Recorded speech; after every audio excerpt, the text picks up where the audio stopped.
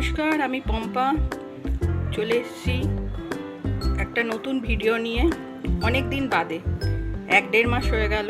1-1.5 মাস ধরে আমি কোনো ভিডিও দিতে পারিনি, কারণ আপনারা জানেন 1-1.5 মাস আগে আমার একটা অ্যাক্সিডেন্ট হয়েছিল। সেই অ্যাক্সিডেন্টের জন্য আমি কোনো ভিডিও করতে পারিনি, তাই দিতেও পারিনি। তার জন্য আমি অনেক দুঃখিত। আজকে আবার একটা নতুন ভিডিও নিয়ে চলে এসেছি। এখন আমি অনেকটাই সুস্থ, এখন আমি সব কিছু করতে পারছি, তো তাই আপনাদের জন্য একটা নতুন ভিডিও নিয়ে চলে এলাম। দেখুন ভিডিওটা কেমন লাগে। আর আমি কুটুমবাড়ির পম্পা আবার মনে করিয়ে দিলাম, কেন 1 মাস হয়ে গেছে, তো হয়তো অনেকেই ভুলে যেতে পারেন আপনারা যে কোন পম্পা কথা বলছে। ওই জন্য মনে করিয়ে দিলাম, আমি কুটুমবাড়ির পম্পা। আশা করি সবাই ভালো আছে, নিশ্চয়ই ভালো থাকার কথা। সামনে পুজো, আর কেনাকাটাও নিশ্চয়ই শুরু হয়ে গেছে, শপিংও শুরু হয়ে গেছে। তো ভালো ভালো পুজো কাটান। তো চলুন ভিডিওটাতে আজকে কি আছে আপনাদের দেখাই। আজকে রোববার, তাই একটু আজকে মাংসের ঝোল আর ভাত করব। এই যে আলু, পেঁয়াজ, রসুন, আদা সব জোগাড় করে রেখে দিয়েছি। আর এখানে মাংস আনা হয়ে ধুয়ে রাখা হয়ে গেছে। রোববার মানেই মাংস, বাঙালিদের মাংস না হলে চলে, ছুটির দিন বলে কথা। আর এখানে চালও ভিজিয়ে রেখে দিয়েছি। এবারে কড়াইতে তেল গরম করতে বসিয়ে দিয়েছি। তেলটা দিয়ে এবার আগে আলুগুলো ভেজে নেব। তো চলুন মাংসটা তৈরি করি। আলুগুলো লাল লাল করে না ভাজলে ঠিক সেদ্ধ হবে না। মাংসের আলুগুলোতে একটু বড় বড় কাটা হয়, সেই জন্য একটু ভালো করে লাল করে ভেজে নিতে হবে। এই যে আলু ভাজা হয়ে গেছে। আলু ভাজাগুলোকে এবার তুলে নিয়ে এর মধ্যে এই তেলেই পেঁয়াজটাকে ভেজে নেব। চলুন, আর কতদিন বসে থাকবো বলুন। অনেক দিন বসেছিলাম তো কাজ করতে ইচ্ছাও করছে না, জানেন। তেলটা অনেক বেশি হয়ে গেছে, একটু তেলটা কমিয়ে নিই, না হলে না খুব তেল তেল হয়ে যাবে একদম। আর বেশি তেল হলে না আমাদের কেউ খেতেও চায় না। ওই জন্য একটু তেলটা কমিয়ে নিই, লাগলে পরে আবার দেবো, কিন্তু আপাতত তেলটা একটু কমিয়ে নিলাম। এবার পেঁয়াজগুলো দিয়ে দিই। পেঁয়াজগুলোকে ভালো করে নরম করে, হালকা আঁচে নরম করে একটু ব্রাউন ব্রাউন করে ভাজবো। একটু ব্রাউন করে না ভাজলে হবে না। অনেক দিন ধরে ঘরে বসে বসে না এখন আর রান্না করতেও ভালো লাগে না, কোনো কাজ করতেও ভালো লাগে না। 1-2 দিন বলুন, পুরো 1 মাস। পেঁয়াজটাও লাল লাল করে ভাজা হয়ে গেছে, একদম পারফেক্ট। এবার বেশি ভাজলে পুড়ে যাবে।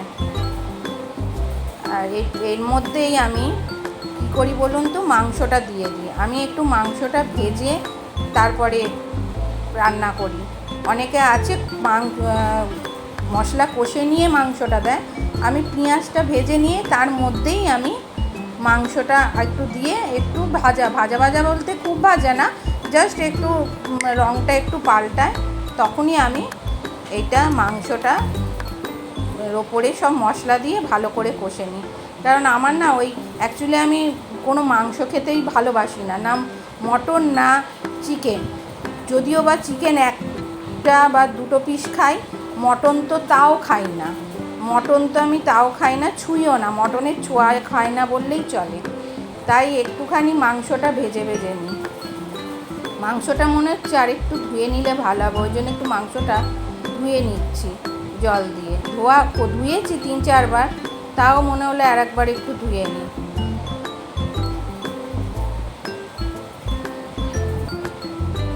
মাংসটা এবারে ভালো করে নেড়ে চেড়ে তার মধ্যে একটুখানি রেখে দেবো, এতেই মাংসটা সেদ্ধ হয়ে যাবে। চলুন, ভাজা হয়ে গেছে। এবার এতে আদা আর রসুনের পেস্টটা দিয়ে দেবো। আদা রসুনটা না আমি একসাথেই পেস্ট করে নিয়েছিলাম, আলাদা আলাদা করিনি।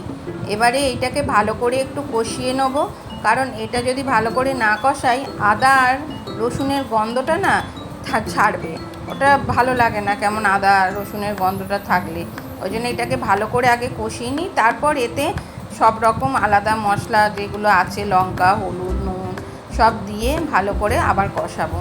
অনেকে দেখি মশলাগুলো আগে ভালো করে কষিয়ে নিয়ে তার মধ্যে কাঁচা চিকেনটা দিয়ে তারপরে রান্না করে, কিন্তু আমি এরকম করেই করি। আমার একটু ভালো মাংস ভাজা না হলে ঠিক ভালো লাগে না। চলুন, ভালো করে কষা হয়ে গেছে, আদা পেস্টটা আর একটু লাগবে মনে হচ্ছে, ওই জন্য পুরোটাই দিয়ে দিলাম। আর দেওয়ার পরে এই পেস্টের বাটিটা ধুয়ে জলটা দিলে তার স্বাদটা বলে আর একটু ভালো হয়। মা দিদাদের মুখে শুনেছি যে বাটিতে মশলা রাখা হয় সেই বাটিটা ধুয়ে জলটা দিলে খুব স্বাদটা নাকি একটু অন্যরকম হয়। তা আপনারা কি তাই করেন? তাহলে কমেন্টসে জানাবেন। আমি কিন্তু তাই করি।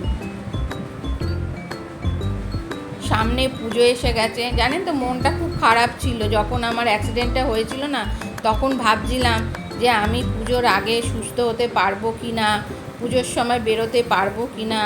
বলুন, বাঙালিদের বছরে একবারই পুজো আসে, তো যদি বেরোতে না পারি তখন কি আর ভালো লাগে ঘরে বসে থাকতে? বলুন তো, মনটা মানবে? খুব সত্যি মনটা খুব ভেঙে গেছিলো, কিন্তু আপনাদের আশীর্বাদে, ভগবানের আশীর্বাদে আমি এখন সুস্থ।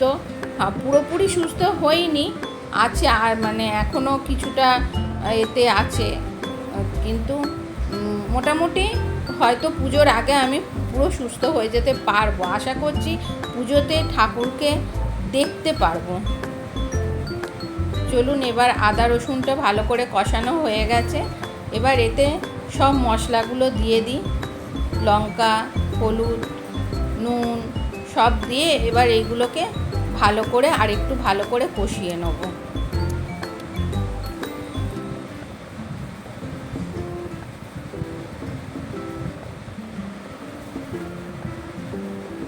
আমার চিকেনের অন্য পিস থেকে আমার লেগ পিসটা খেতে বেশি ভালো লাগে। ওই একটা লেগ পিস হলেই আমার হয়ে যায়, আর কোনো কিছু দরকার পড়ে না, আর একটাতেই ভাত। আর আমার মাংস হলে না আমার ভাত লাগে। অনেকে বলে মাংস দিয়ে রুটি খাবো, কিন্তু আমার রুটি একদমই ভালো লাগে না। আমার মাংস দিয়ে যেন মনে হয় ভাতের আইটেমটাই ভালো লাগে, সেটা সাদা ভাত হোক, অন্যরকম পোলাও হোক বা ফ্রাইড রাইস হোক, যাই হোক, আমার কিন্তু মাংস দিয়ে আমার ভাতের আইটেমই ভালো লাগে। আমার লুচি পরোটা কিন্তু খুব একটা ভালো লাগে না। হ্যাঁ, তবে মাংসের অনেক রকম আইটেম আছে যেগুলো আবার ভাতের সাথে যায় না, যেগুলো পরোটা লুচির সাথে বা রুটির সাথে, নান রুটি বা রুমালি রুটির সাথে যায়, সেগুলো আবার ভাতের সাথে যায় না। কিন্তু আমার এই যে ঘরোয়া যে রান্নাটা, ঝোল, এটা কিন্তু আমার ভাতের সাথেই ভালো লাগে। তবে আপনারা কিভাবে খান বা আপনারা কি দিয়ে পছন্দ করেন অবশ্যই কমেন্টসে জানাবেন। চলুন, মাংসটা হয়ে গেছে, দেখুন টকবক করে ফুটছে, আলুও সেদ্ধ হয়ে গেছে আর মাংসও ঠিকঠাক সেদ্ধ হয়ে গেছে। এবারে মাংসটা নাবিয়ে নেব, তারপরে খেতে বসবো। চলুন নাবিয়ে ফেলি তাহলে।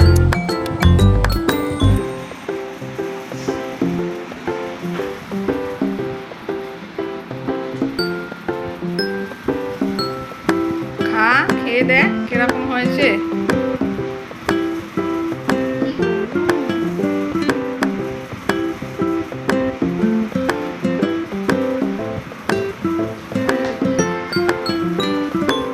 ঝাল নেই তো?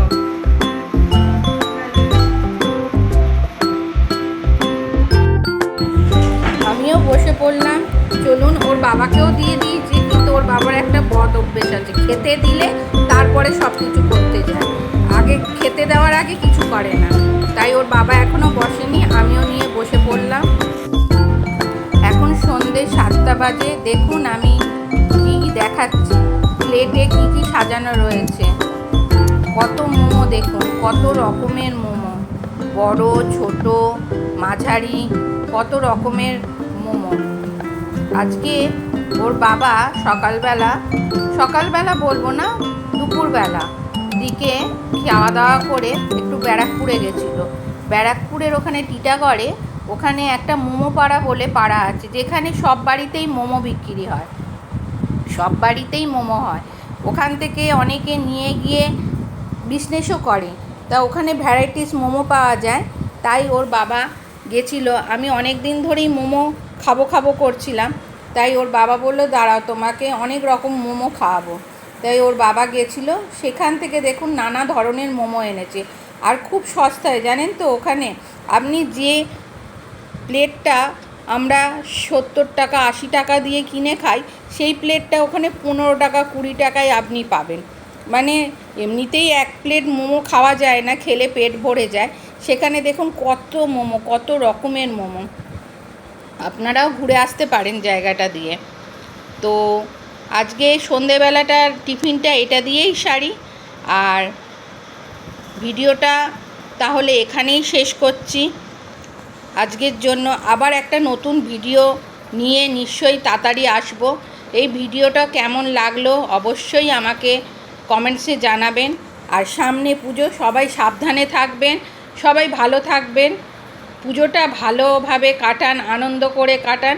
আর সবথেকে বড় কথা, আগে শপিং করতে হবে, সেই জন্য শপিং করার জন্য উঠে পড়ে লেগে পড়ুন।